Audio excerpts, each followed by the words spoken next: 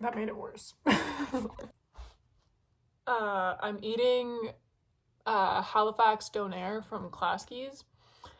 It's like beef, onions, and tomato, and they're like garlic sweet sauce. If I could have like a pint of that fucking sweet sauce, I don't know what I would do with it. I'd drink it all because it's so good. It's kind of gross to say that. Anyways, um, I took the tomatoes out because I don't fuck with tomatoes. um, but it's also like kind of graphic just how saucy this donair is. I don't even want to show it. I'm not going to. I'm actually going to move it. It's dripping in that sweet sauce. So it's just going to sit there on my bed until I'm done making this video. I'm back making another video. How do I do this? Oh! I saw, what's her name? Cami reviews on TikTok. She does like a lot of like fragrance and weird just videos of things that she likes, and that inspired me to make my own video. The one specific that inspired me to do this was her trinket video. And I'm obsessed with trinkets and things, just like everyone else like is, I guess. It's not that crazy to say that, but I would consider myself to have a decent collection of things that only I have. And you know, that can be something to be proud of. You have your belongings that you feel a connection to, and I just wanted to share that. So before I do that, I want to grab my last trinket. I've got a spread here on the ground. This lighting sucks. Maybe if I get closer. I'm also wearing my Chainsaw Man shirt today because it's Chainsaw Man Tuesday! I'm not gonna get into that. Anyways, I'm just gonna grab something and go right into it. First thing is this orb, okay? This is an orb with a little locket on it. Actually, I'm gonna move my fucking donair. I don't like that sitting in the background. You know what? I am gonna show you. It's not even holding together. I've just been like eating the insides with a fork, and I'll go into the pita at the end and like use it as a dipping vessel for the sauce. It's good though. It's not appealing to look at necessarily, but you know, I keep coming back to it, so that means something, right? This orb, it holds a lot of sea glass that my Auntie Ginia collected. Again, she lived in Nova Scotia, and obviously being on the coast, she had a lot of access to the beach and all of the beautiful little sea glass that you can find. So this, I don't know how like my family came to have this thing of hers, but it just showed up in my house one day, and I was like, you know what, that's cool. And it again holds those memories that she created and that I cherish. So this is a cool little thing. And you know what, orbs,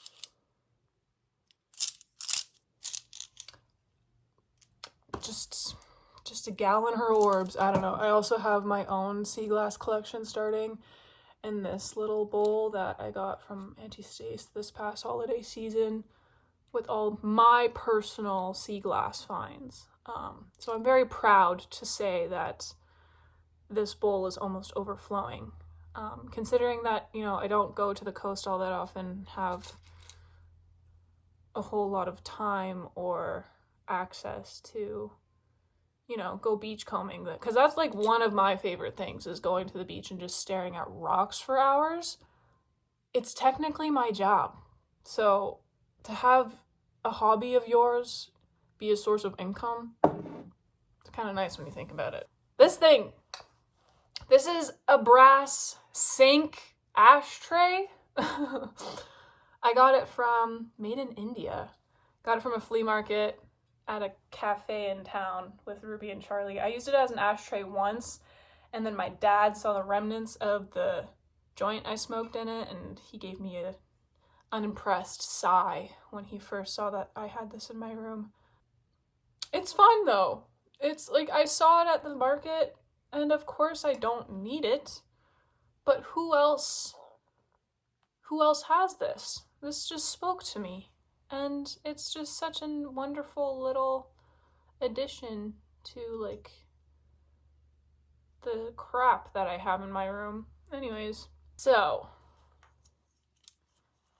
these three little doodahs are these little wood carved animals. I bought these from Goats on a Roof. That's what that place is called, right? In Coombs on the island. I saw these and I thought that they were just so cute. They're like the little trout and the little wolf. They're almost like Christmas ornaments, I'd assume, considering they've got the little string on them. But I kind of just put them on my shelf to like line up in a little row, like my little animal army. They actually go on that shelf right behind me there on the top row. I just have them standing, guarding me and my dreams. I haven't named them. Maybe I should. I'll think about that. Kind of in the same realm of little critters. This is a pig. He belonged to my dad, and my dad handed him down to me. The first thing that came to my mind that reminded me of this little dude was my dad's old pig named Hampton. My dad had a pig named Hampton. And he was around up until my early years, I think. I don't really have any memories, like vivid memories of my dad's pig growing up, but my mom would always tell me that whenever we would go to my Oma's place, I'd play with him and I would feed him frozen juice. I'd make like juice into a slushie, and that was one of his favorite things in the summer. So yeah, he lives in my room in memory of my dad's pig. We also have a photo of him on our fridge in the kitchen. He lives on with us. This little bison I bought from a crystal store in Cache Creek, and it was last summer actually, and I was looking at all the rocks and all the stones, and nothing spoke to me except for this bison. I didn't really have a reason to purchase him, but something about him, he warmed my heart, so he belongs on my shelf with all my other little stone trinket guys. These are some other ones. This guy is from Drumheller, and this guy, I don't know where I got him. The only thing I know is that he's been with me since my childhood. Like, in every room that I've lived in my life, he has been a part of it. This is a bison tooth that I got from a powwow last year. I have two of them, but I keep one in my purse for good luck, I guess. It's used as a button. And, you know, all bison teeth look like this mostly, but it was just the fact that the little buttonholes resembled eyes and just made it look like a little cat. It's just so cute to me. I saw them at the vendor's booth, and I'm not into like making textile stuff and using buttons and all that, but I just wanted it. My dad bought it. I told him that I wanted it, and he was kind enough to buy it for me. So yeah. This item is very important to me. This is an arrowhead that I found here along the river in town. I can't remember how old I was, but I was fishing with my dad on the riverbed in town. Salmon fishing, actually, with my dad's friend and his daughter. And I remember sitting on the sand along the river, and I was like just rubbing my hands on the ground kind of back and forth, and this caught my hand. I noticed it, and I think it was like poking up like this, and I pulled it out, and I was in absolute shock to find this. I need to look into my lithics book to find which style of arrowhead this is to date it back. I don't believe this style is that old. Maybe 600, I want to say. Let me fact check that. The Book of Truth. I was incredibly wrong. What did I say? Like 600? This one here looks to be the closest in resemblance. So that could possibly be 4,000. I don't know. I keep this in a special spot in my room. What I learned through my experience in archaeology.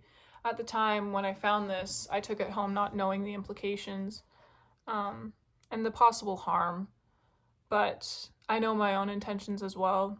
And it's not like I'm taking this and exploiting what I had found. I'm just keeping this and holding it close to my heart because I know the history and everything else that it carries. It's a very special piece of mine. And I do treasure it very much. This is my next piece. It's a little ammonite fossil that my dad gave me. I thought it was cool. This is another little thing I have from my dad. My dad spends a lot of time all over the province, and there was one time he was at a garnet mine, and I don't know if he snook these away or was gifted them, but however they got into his hands, he gave to me, and it's just a little vial of garnet that I find very beautiful. The color's not picking up that well, but it's a very deep red wine, beautiful color, and I just think it's pretty cool. I have these two tree cores. These are from my field trip in my grade 12 year, which was an introduction into natural resource science. And I have a lot of fun memories attached to these two pieces of wood, these two sticks. A lot of fun memories made, a lot of cool experiences. And something I find really neat is the whole purpose of these tree cores actually, and why they are removed from the tree themselves, is to date the tree to see how old it is. I can't remember how old these are exactly. I don't have the patience to go back and count each ring, but I do remember it being quite old. So yeah, again, also the type of tree these are from, I don't remember, but considering the area, it was most likely just ponderosa. I don't know.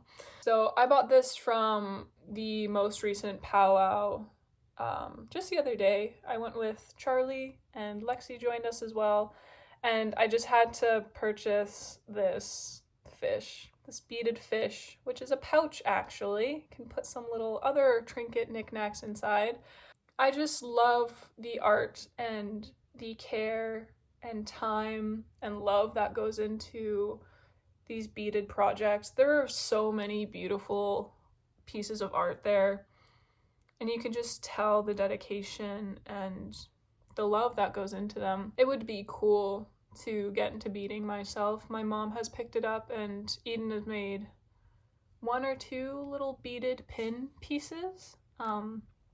I just don't think I have that patience, but you know what, I can still try it and find out. But I love the color. It was like a nice little periwinkle type color. It was very cute.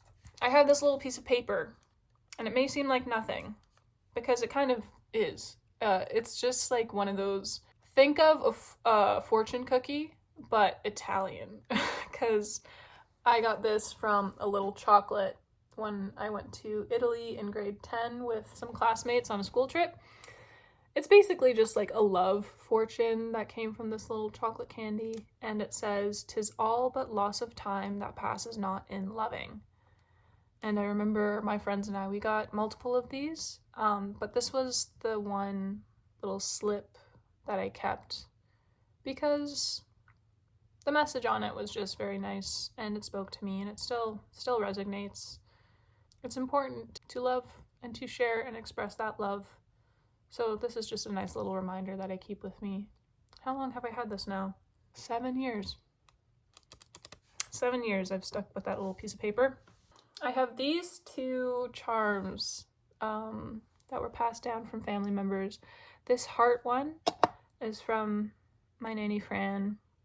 I don't know if you can see the carvings on there. And I don't think it's a locket, it's just a charm. But I love the simplicity of it. I'm not a huge gold jewelry person, and I don't think I'd ever wear this. But just to have it and look at makes me feel nice. And this one is so cute. This is again Auntie Ginya's. So she passed away not too long ago. So in the whole process of organizing her belongings and who gets what, my mom was given a lot of her items to kind of go through and then message our other family members. I helped her out with that, to see who wanted what. And before mom picked out the things that she knew her cousins and sister would want from their aunt, my great aunt, she also let me pick my own items of hers that I wanted to keep, and this was one that I thought was very, very nice. So it's a gold book locket, and on the inside is a photo of my Auntie Ginya and Nanny Vi. So Auntie Ginya was my grandma's sister, Nanny Fran's sister, and Nanny Vi was their mom. So it's kind of hard to see, but there's Nanny Vi and Auntie Ginya. And when I first saw this, the first time I opened it, I did cry a lot. I love the sentiment that these lockets carry, and just how you can put little photos of those who are most important to you and just wear it on a necklace and carry them with you wherever you go. It's very beautiful to me.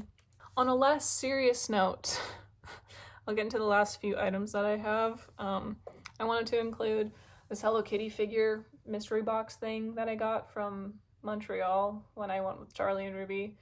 The three of us each picked a different mystery box, and funnily enough, we each kind of picked, without knowing, of course, hence it being a mystery box, each of our figures kind of reflected like each of us in their own way, which was really funny when I think about it, just because, like, how does that work? Like, I don't know, but it's Miss Kitty as a sushi chef, and I just thought that was so cute. It's very nice. She also lives on that shelf with my manga and stuff.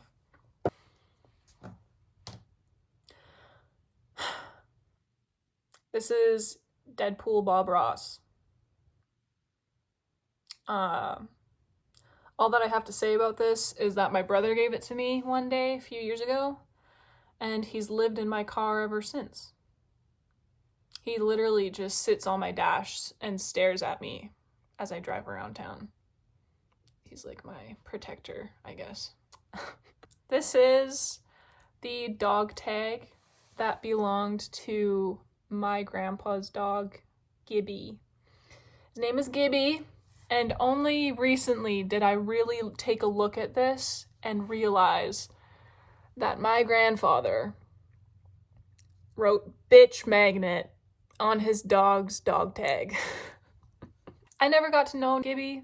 He had died before I was born, unfortunately, but Papa Don would talk about him often growing up, and it did kind of feel like I knew him in some regard. He was like a small white, you know, that one breed of small, fluffy white dogs that most grandparents have? He was that. But apparently he had a very good temper. He was very protective of his family, very loving.